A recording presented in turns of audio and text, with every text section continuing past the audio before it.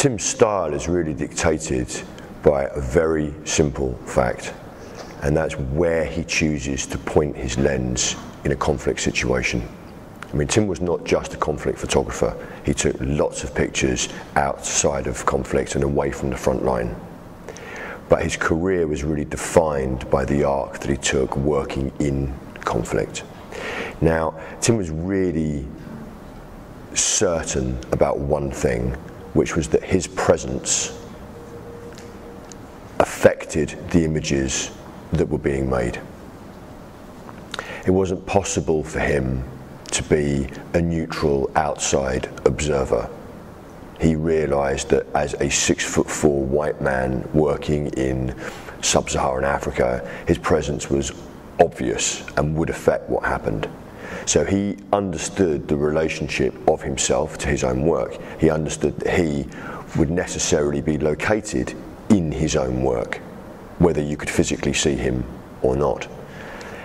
Given that nature of his relationship to his subjects, he then chose, while he was filming in combat, not actually really to film or dwell upon the mechanics of combat, but to point his lens towards moments of intimacy and human truth that he was relating to with the contributors while the action was unfolding. So if you look at the Sleeping Soldier series in the Korangal Valley, you know, what Tim's realised is that the least interesting thing about combat is combat. What he's done instead is shift the lens, move the lens to look at these men, these soldiers, stripped of the iconography of war. They've removed everything that you would expect them to have as soldiers, the weapons, the helmets, the uniform, their boots, and he films them and photographs them instead as their mothers would have remembered them.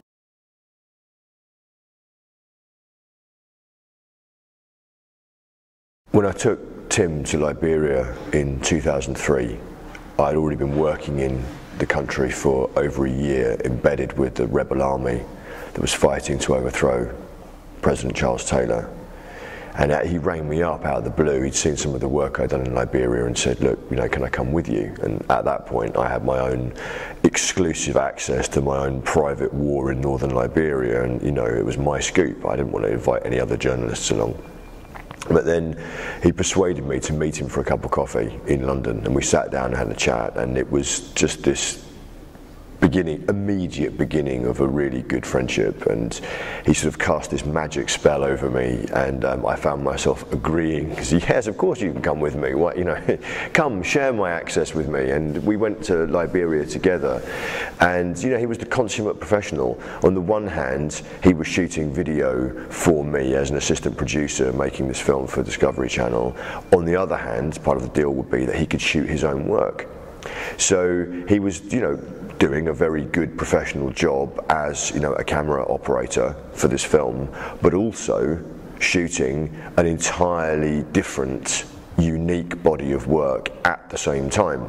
And the kinds of cameras that he was using were really 1930s, 1940s technology. It's he's using an old Rolleiflex camera. He's looking down into a mirror, not having the camera in front of his face, looking through a prism.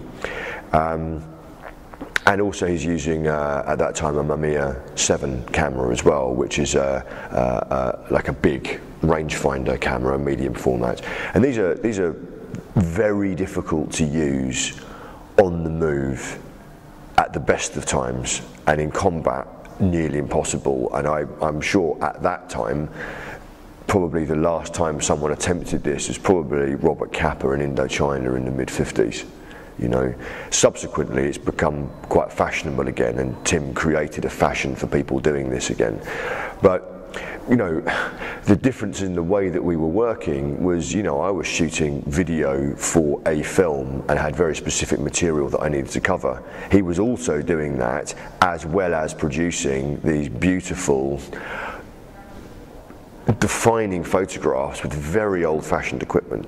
And the thing about shooting like that is it slows you down. You can't shoot hundreds and hundreds of DSLR frames.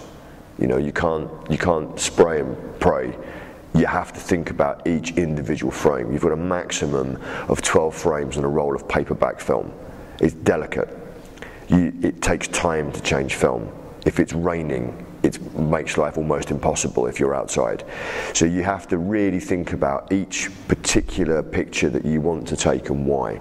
And that process of slowing down, I think, really assisted him in choosing his subject material really carefully, and also gives you another layer to the war. It's almost, his pictures are, they're almost like looking at film stills from a kind of black and white pre-war movie, but in colour. There's just these frozen moments of time, and the beautiful depth of field, all the technical side of it adds to this, unique document of war.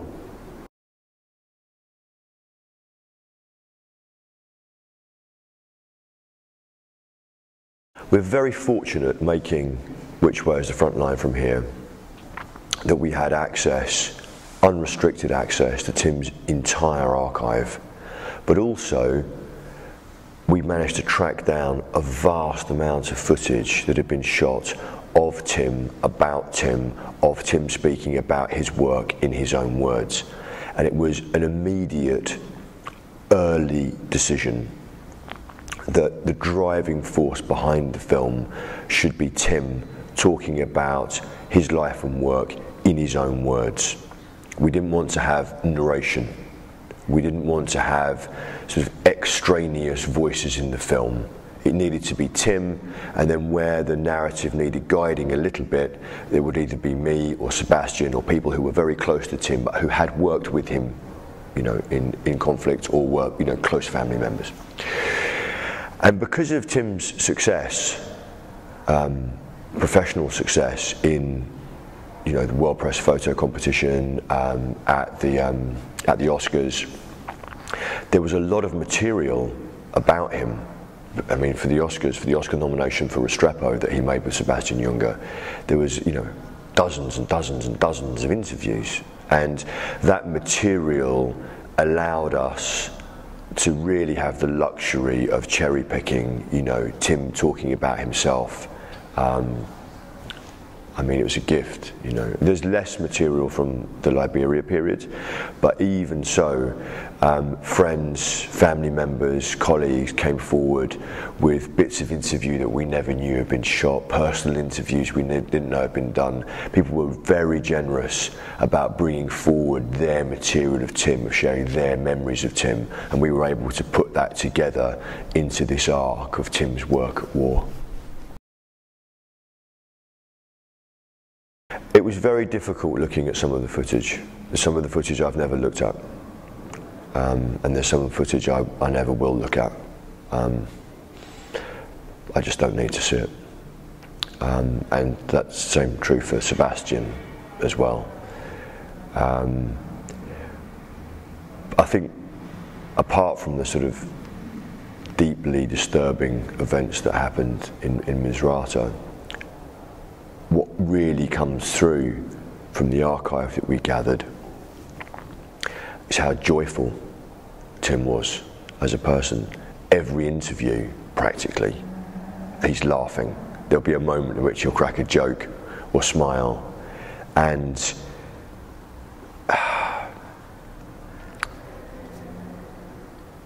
you're looking at the footage, looking at the rushes of the interviews, and I thought it would be cathartic, actually, but it's not really. It's, I